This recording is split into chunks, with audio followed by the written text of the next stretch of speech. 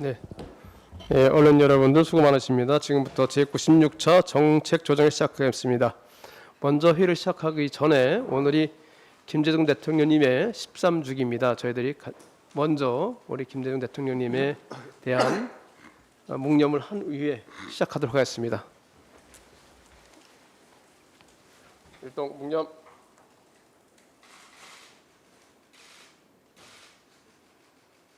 바로 착석해 주시기 바랍니다. 먼저 박홍근 원내대표님의 모두 발언이 있겠습니다.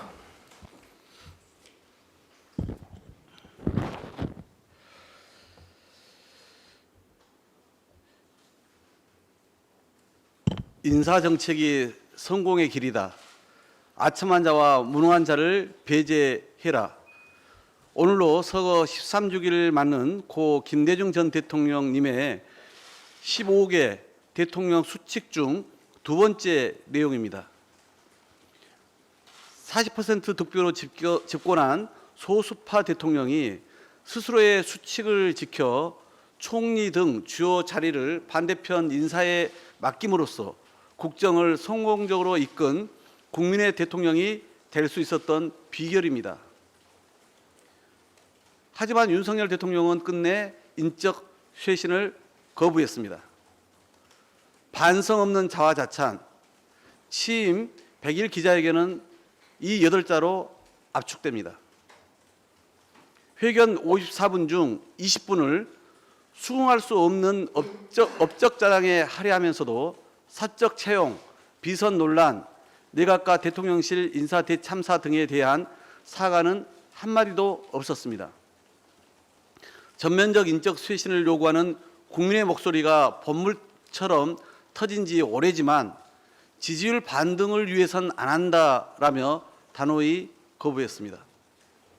사람에만 충성하는 무능한 인사는 하루빨리 교체함이 마땅합니다.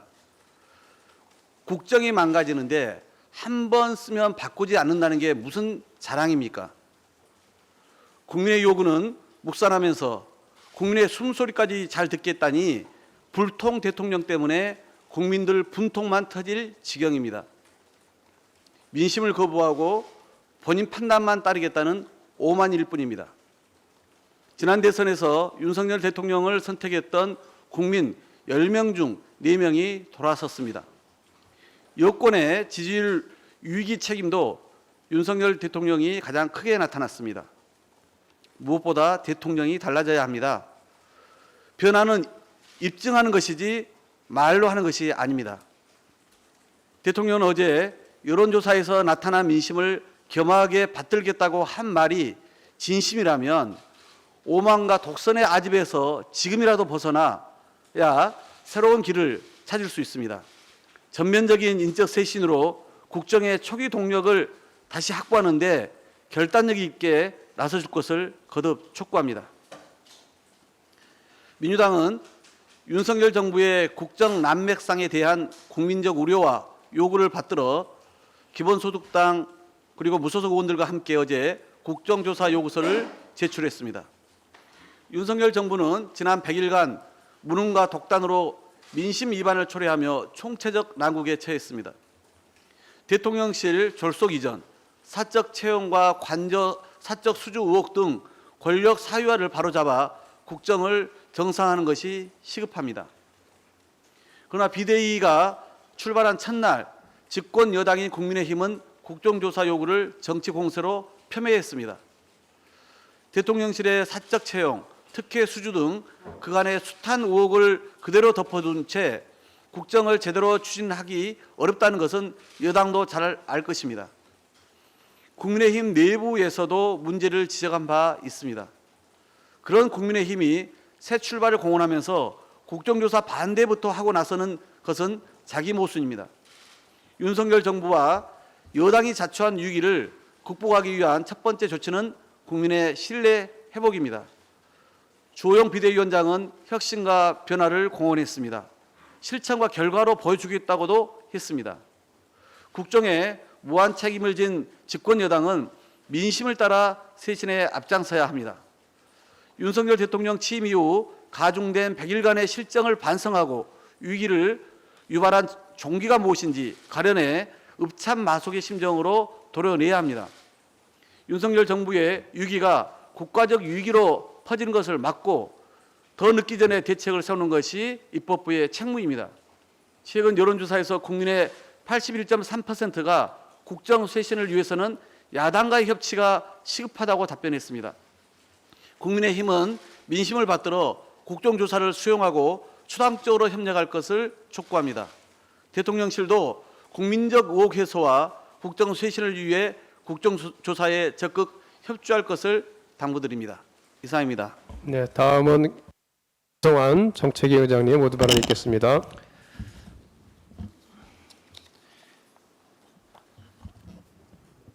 모든 것이 다 오르는 고물가 시대에 폭락하는 것이 있습니다. 바로 쌀값입니다. 45년 만에 최대 하락이라고 합니다. 7월 25일자 80kg당 산지 쌀값이 17만 5,700원입니다. 22만 원을 웃돌았던 전년에 대비 무려 21%나 내려간 가격입니다. 이 고물가 시대의 쌀값 폭락은 농민들에게 2배, 3배로 고통이 가중됨을 의미합니다. 민주당은 지난 6월부터 정부의 쌀 수급 안정 대책을 촉구해 왔습니다만 무엇보다 정부의 안일한 인식에 근본적인 문제가 있습니다. 지난 1일 정황근 농림부 장관은 국회에 출석해서 쌀값은 수요와 공급이 균형을 이루어야 한다고 발언했습니다. 그러나 정부가 이를 수요와 공급의 문제로 한정하는 한 쌀값 폭락 문제 해결은 요원합니다. 쌀을 주식으로 하고 있는 우리나라에서 쌀 농사의 문제는 식량 안보적 차원에서 접근해야 하고 시장의 과잉 공급 문제는 정부 차원의 수급 조절과 대체 작물 전환 지원을 통해 적극적으로 해결해 나가야 합니다. 농협의 모든 책임을 전가하는 정부의 태도도 문제입니다. 7월 말 기준 농협의 쌀 재고는 41만 톤으로 전년 대비 73%나 늘어난 수치입니다. 이 추세가 9월 신곡 수매까지 이어지면 농협은 약 20만 톤 이상의 재고를 떠안게 됩니다. 정부의 쌀 수급 조절 정책 실패가 농협까지 위험에 빠뜨리고 있는 것입니다. 8월 18일 오늘은 쌀의 날입니다.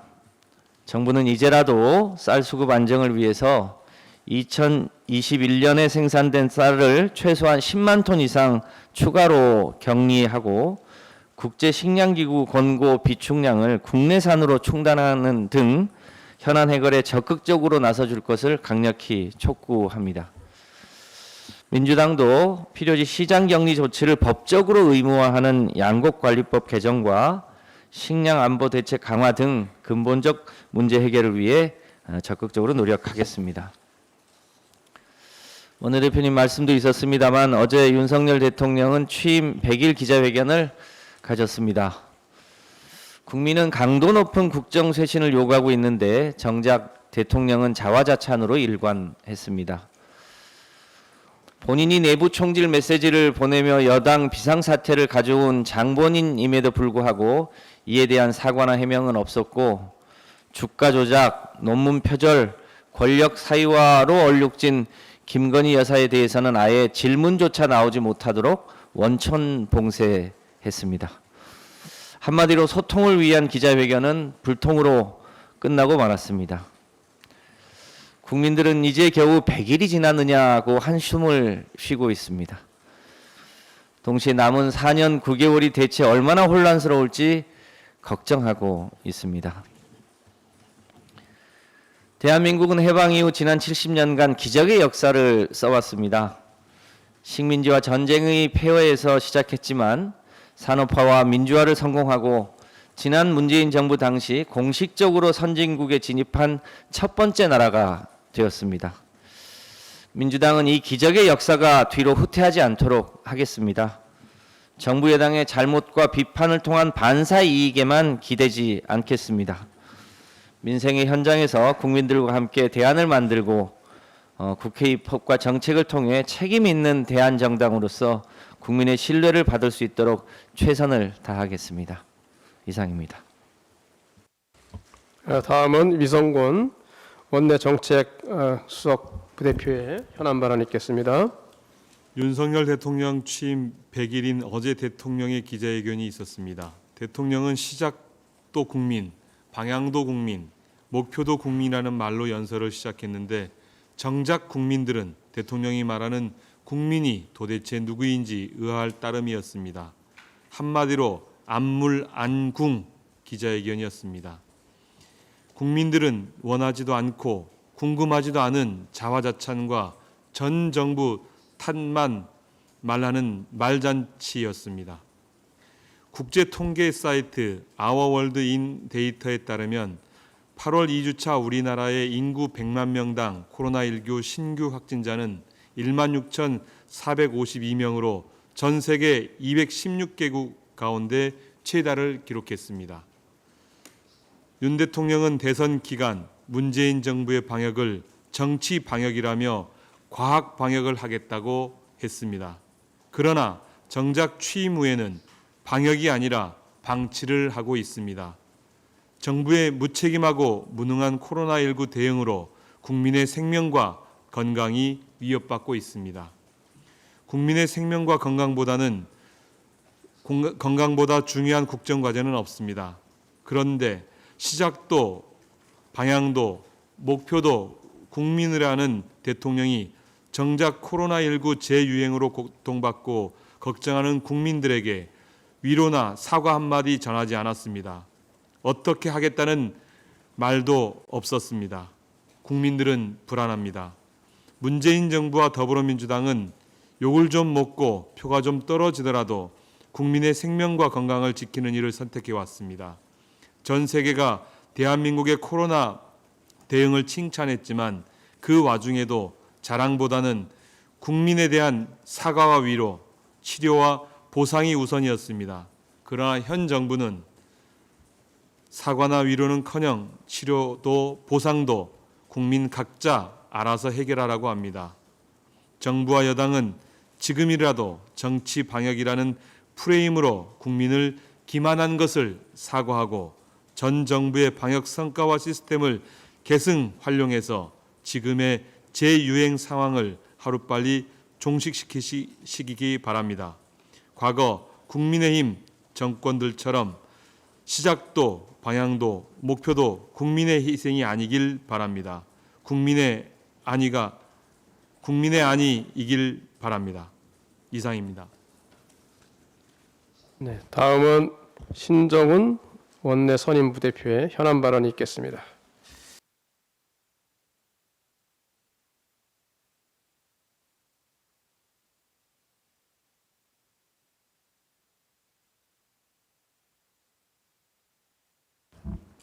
신정훈입니다.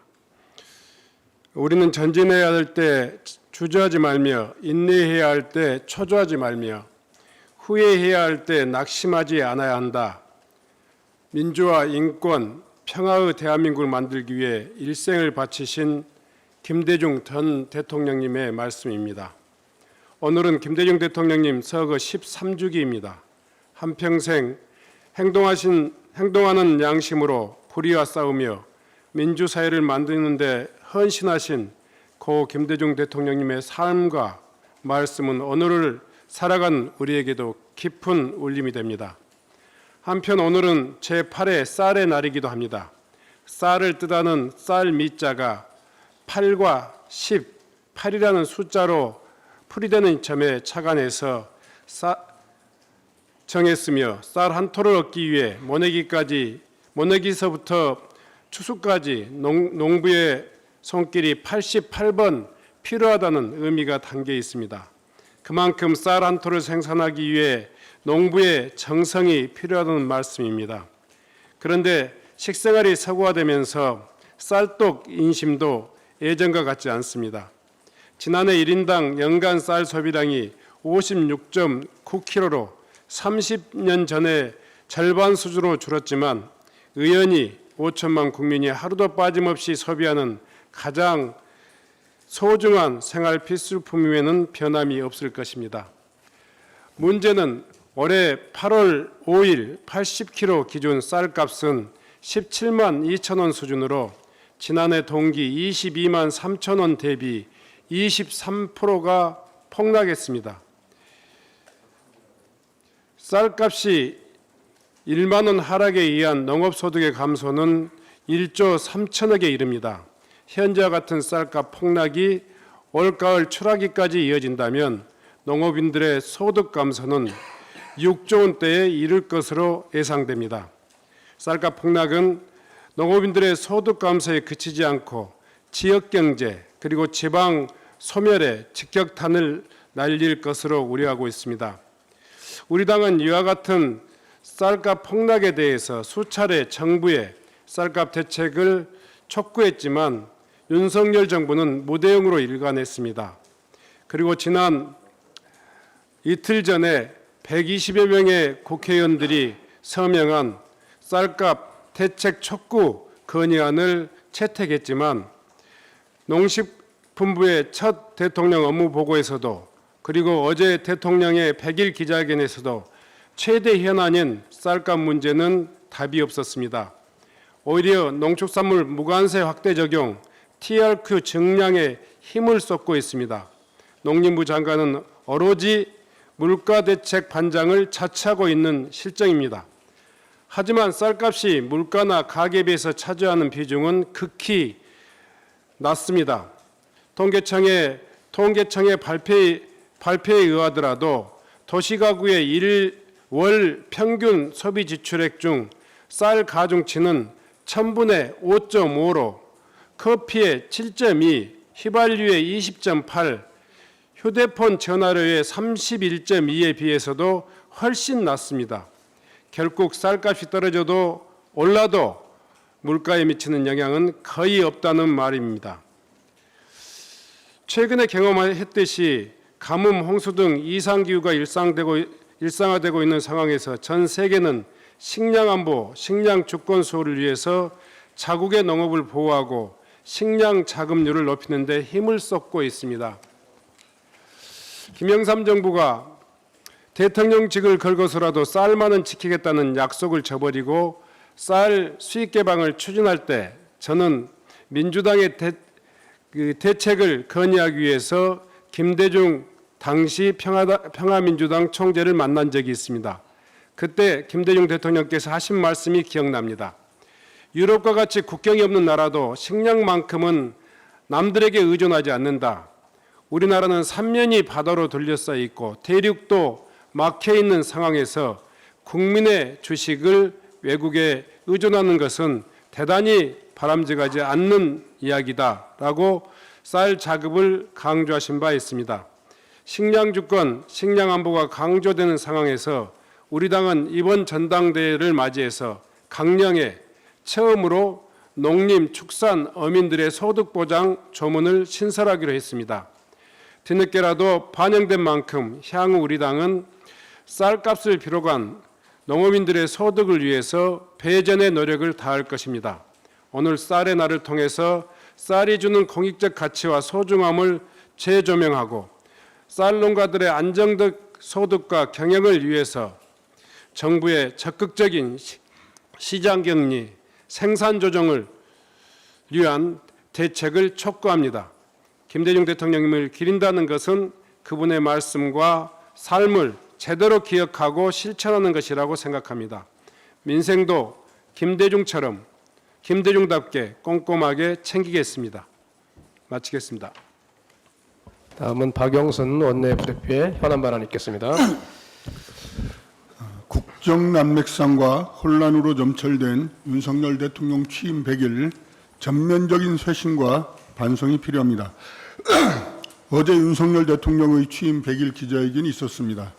반성과 쇄신 민생은 없고 오로지 자화자찬과 자기 합리화만 난무한 낯뜨거운 기자회견이었습니다. 전 정부의 주요 정책은 아무 근거도 없이 단 한마디로 잘못된 정책으로 규정하면서 정작 누리호 발사 성공, 대규모 방산 수출 등은 자신의 치적인 양 이른바 실적 가로채기를 했습니다. 돌이켜보면 윤석열 대통령은 출발부터 잘못됐습니다. 역대 최저표자로 당선됐음에도 국민통합이나 협치에는 무관심했습니다. 향후 5년간 국정을 어떻게 이끌어 나가겠다는 것인지 국정의 비전이나 로드맵도 제시하지 못했습니다. 걸핏하면 전 정부 탓을 하며 오로지 전 정부 흠집 내기에만 골몰했습니다. 대통령 주변 인물을 전부 검찰 출신으로 채우는 것도 모자라 문제 있는 인물을 장관 후보자로 추천해놓고도 전 정권 때 지명된 장관 후보자 중 이렇게 훌륭한 사람 봤냐며 황당한 말로 국민을 아연실색해 하였습니다. 숱한 논란에도 행안부 경찰국을 신설하는 등 권력기관 장악에만 골몰했고 민생경제와 괴리된 정치 이슈로 국민들을 피곤하게 만들었습니다.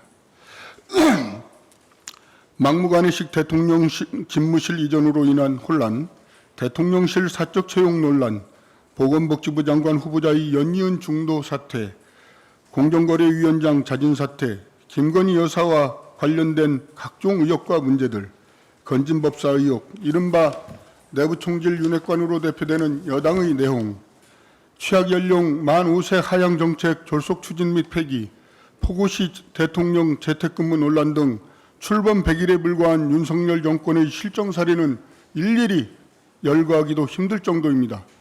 못해도 이렇게 못할 수가 없습니다.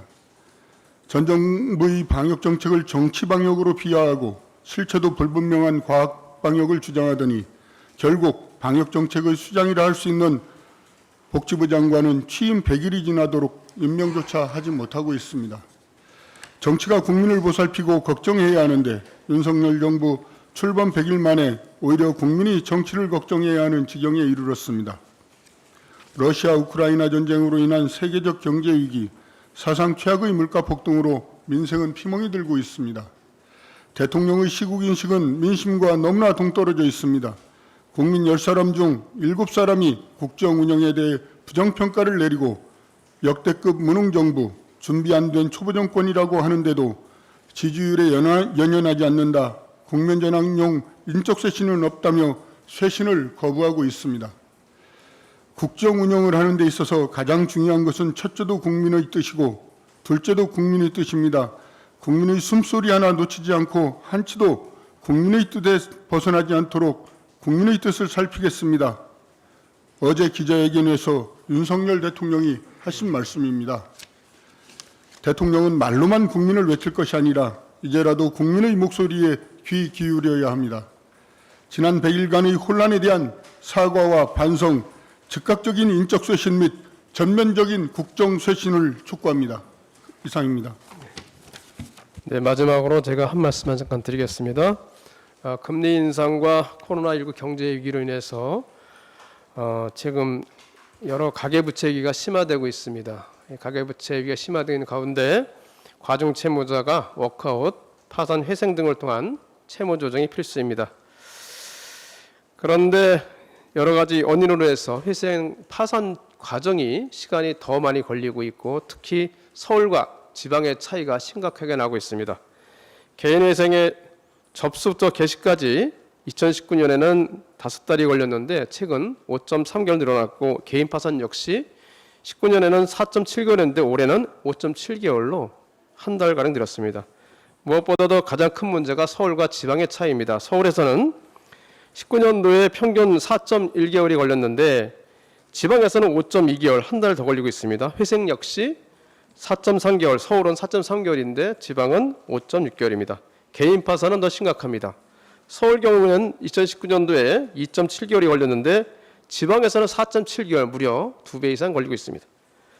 2022년도에는 서울이 2.8개월인데 지방은 6.5개월로 훨씬 더 그 차이가 늘어났습니다.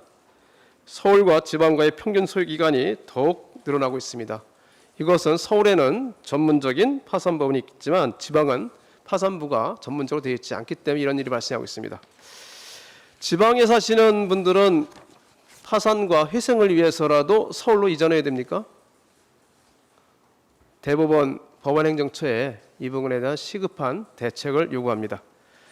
코로나19 팬데믹과 최근 고물가 고금리로 인해서 개인 과중채무자들이 회생 파산 신청이 더 늘어날 것이 자명하게 되어 있습니다. 이런 상황에서 회생 파산 사건 처리 결정 시간마저 오래 걸린다면 더군다나 서울에 비해서 지방이 몇 배가 더 걸리는 그런 결과가 된다고 하면 더더욱 경제활동의 의욕을 잃어버릴 수밖에 없습니다. 이런 격차를 줄일 수 있는 조치를 대법원과 법원행정처는 시급히 하기를 요청합니다. 저희 민주당도 이런 격차를 줄일 수 있는 여러 조치를 취하도록 하겠습니다. 이를 통해서 자영업 과중 채무자들이 그동안 흘렸던 눈물을 닦고 빠르게 경제활동에 복귀할 수 있도록 하는데 최선을 다하도록 하겠습니다. 감사합니다. 이상으로 공개를 마치도록 하겠습니다. 회의를 비공개로 전환하겠습니다.